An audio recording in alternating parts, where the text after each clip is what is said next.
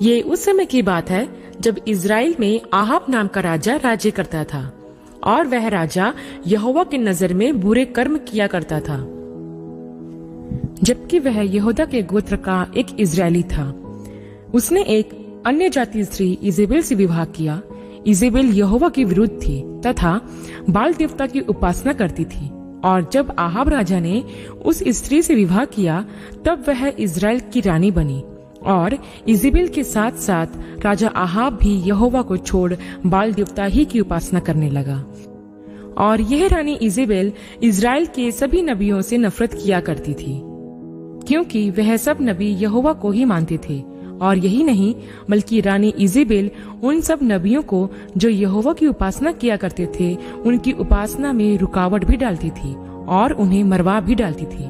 रानी Jezebel की आत्मा एक बुरी दुष्ट आत्मा थी जो यहोवा के सारे नबियों को घात पहुंचाती थी।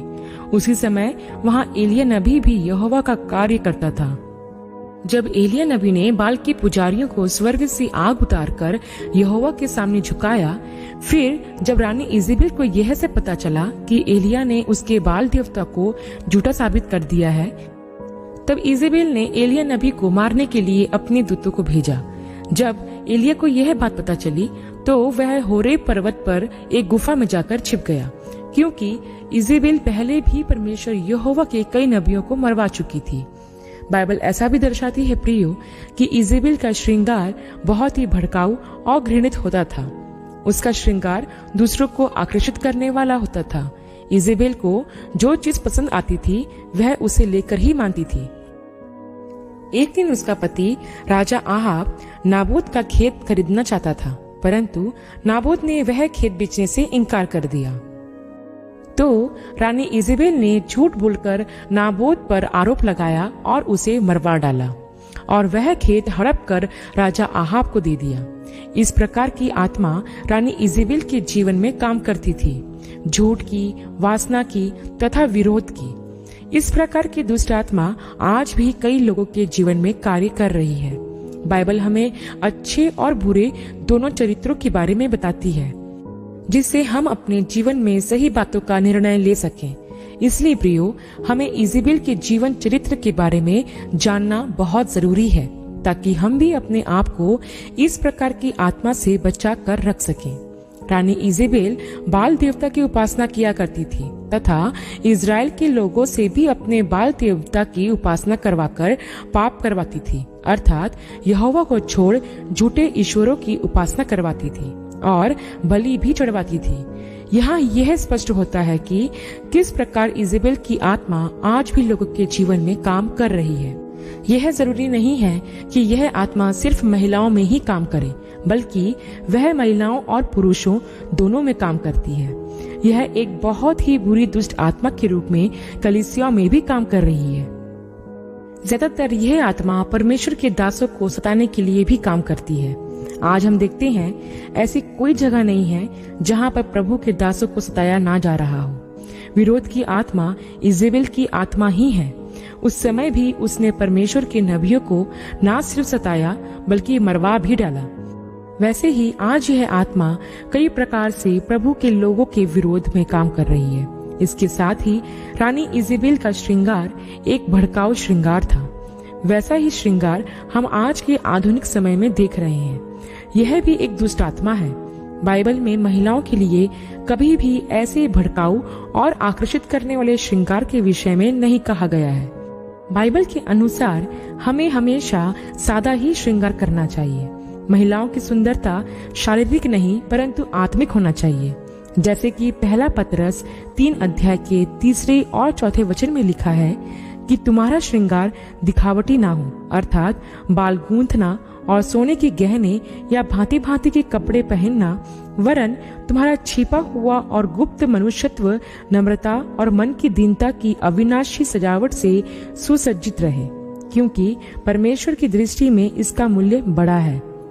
हाँ प्रियो, परमेश्वर हमारी बाहरी सुंदरता को नहीं परंतु हमारी आंतरिक सुंदरता को चाहता है। इजेबेल का सबसे महत्वपूर्ण काम है विश्वासियों को भटकाना और उनके अंदर वासना उत्पन्न करवाना तथा परमेश्वर के दास और दासियों को झूठे आरोपों में फंसाना। यहाँ हमें इजेबेल के बारे में जानना बहुत ही जरूरी है, क्योंकि हम विश्वासियों को यह पता होना चाहिए कि हमारा आत्मिक युद्ध किस प्रकार की आत्मा से है। इजेबेल का जिक्र प्रकाशित वाक्य की पुस्तक के 2 अध्याय के 20 वचन में भी किया गया है, जहाँ प्रभु यीशु बताते हैं कि कैसे इजेबेल अपने आप को महान बताती है तथा किस प्रकार वह परमेश्वर के दासों को व्यभिचार में और मूर्तों के आगे चढ़ाए हुए बलिदानों को खाने के लिए भरमाती है। इजेबेल बहुत ही खूबसूरत थी तथा अपनी इसी खूबसूरती का फायदा उठाकर वह लोगों को व्यभिचार के लिए उकसाती भी थी तथा वह अपने आप के सामने किसी को कुछ नहीं समझती थी। इस प्रकार की आत्मा आज भी कलीसियाओं में काम कर रही है। इजेबेल की आत्मा झूठी बदनामी करने में माहिर होती है, जो झूठ बोलकर परमेश्वर के दास और दासियों को भरमाती तथा फंसाती है। प्रियो, आज कलीसियाओं में इजेबेल की आत्मा का काम बढ़ता ही जा रहा है। भड़काऊ श्रृंगार से लेकर झूठे आरोपों तक हम उसके प्रभाव को देखते हैं। हम विश्वासियों को चाहिए कि हम ऐसी आत्मा का सामना करने के लिए हमेशा तैयार रहें। प्रियो, शत्रुओं के ऊपर विजय प्राप्त करने के लिए पहले उसके बारे में जानना बहुत जरूरी होता है, ताकि हम बुद्धिमत्ता के साथ उसका सामना कर सके। इसलिए प्रभु चाहते हैं कि आज हम इजेबेल के चरित्र के बारे में जानें, ताकि हम विश्वासी इससे बच पाएं और इसके चंगुल में ना फंस पाएं। ध्यान रहे प्रियो कि हमें ज्यादा आकर्षित करने वाले श्रृंगार नहीं करना चाहिए। यह आत्मा फैशन के द्वारा हम में प्रवेश करना चाहती है। हम इसको मौका ना दें। इसके साथ ही हमें झूठ बोलकर किसी पर गलत आरोप नहीं लगाना चाहिए। अगर हम ऐसा करते हैं तो हमें समझ जाना चाहिए कि यह इजेबेल की ही दुष्ट आत्मा है, जो हमसे इस प्रकार का कार्य करवा रही है, जो हमें नाश करना चाहती है। स्त्रियों का श्रृंगार बहुत सुंदर और सादगी से भरा हुआ होना चाहिए, जैसे बाइबल में बताया गया है। इजेबेल की आत्मा आज बॉलीवुड और हॉलीवुड में बहुत तेजी से काम कर रही है। इसके साथ ही इसका प्रभाव कलीसियाओं में भी देखने को मिल रहा है। आज कलीसियाओं में स्त्रियां फैशन के अनुसार कपड़े पहनना, श्रृंगार करना पसंद करती हैं। जो ट्रेंड में होता है, जिसका चलन सबसे ज्यादा होता है, वैसे ही श्रृंगार करना और वैसे ही फैशनेबल ड्रेस पहनना मसीही महिलाओं को बहुत पसंद आता है। और आजकल तो हम देखते हैं प्रियो कि महिलाओं के बाल फैशन के चलते रंग बिरंगे हो गए हैं। ध्यान दे प्रियो, ये इजेबेल की ही दुष्ट आत्मा है। इजेबेल यह कोई कैरेक्टर नहीं, बल्कि यह एक स्पिरिट है, जो आज मसीही जवान युवक और युवतियों में सबसे ज्यादा काम कर रही है। कहीं आप भी तो इसका शिकार नहीं हुए? अगर ऐसा है तो प्रभु आज आपको इस स्पिरिट से छुड़ाना चाहता है।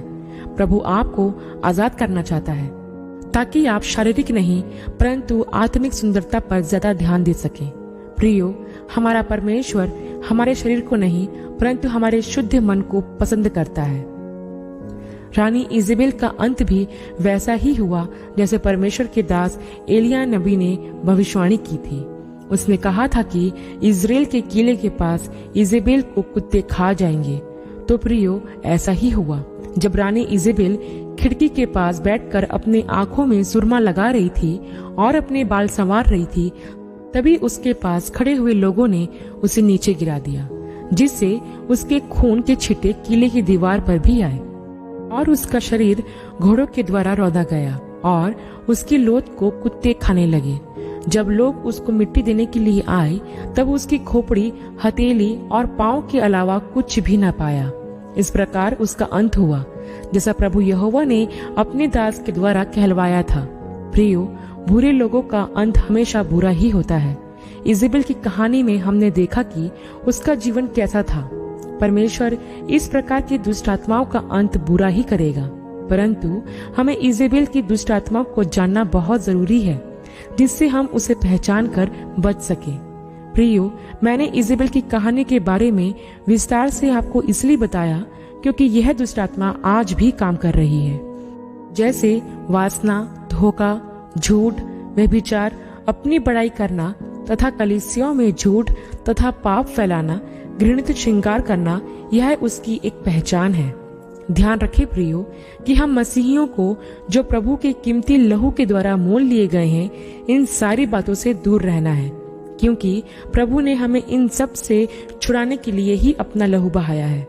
जैसा इफिसियों की पत्री 1 के 7वें वचन में लिखा है कि हमको उसके लहू के द्वारा छुटकारा अर्थात अपराधों की क्षमा उसके अनुग्रह के धन के अनुसार मिला है। इसके साथ ही प्रियो, हम विश्वासियों को किसी अविश्वासी से विवाह नहीं करना चाहिए। ऐसा करके विश्वासी उनके झूठे धर्म में फंसकर उसकी उपासना भी करने लग जाता है, जिसके कारण उनके जीवन व परिवार का नाश हो जाता है। जैसे अहाब राजा ने इजरायली होते हुए भी अन्य जाति स्त्री इजेबेल से विवाह किया और बाल देवता की उपासना शुरू कर दिया, जो कि परमेश्वर यहोवा की दृष्टि में अपराध था, तथा उसका अंत भी इजेबेल की तरह ही हुआ। तो हमें ध्यान देना चाहिए प्रियो कि एक मसीह विश्वासी होने के नाते हमारा चाल चलन, हमारा श्रृंगार किस प्रकार का है। हमें सदा परमेश्वर के वचन से अपने आप को भरे रखना चाहिए, जिससे हम हर एक दुष्ट आत्मा के घेराव से बच सके। आशा करती हूँ प्रियो, रानी इजेबेल का संक्षिप्त विवरण आपको समझ में आया होगा।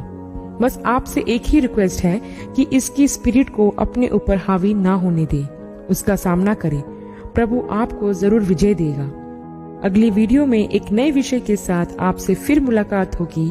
तब तक के लिए आप सबको जय मसीह की।